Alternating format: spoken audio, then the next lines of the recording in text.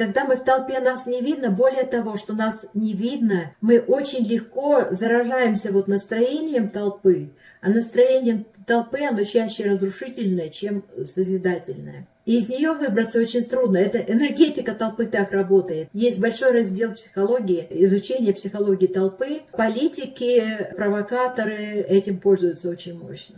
И часто мы берем курсы или бежим куда-то в курсы, потому что там народу много. Вот народу много, значит, это хорошо. Если народу немного, значит, это плохо. Но если вот с этой позиции смотреть, с массовости, мы от массовки ушли. Мы просто ушли. И мы работаем на эксклюзив. Мы работаем на проявление вот этих замечательных качеств у каждого человека.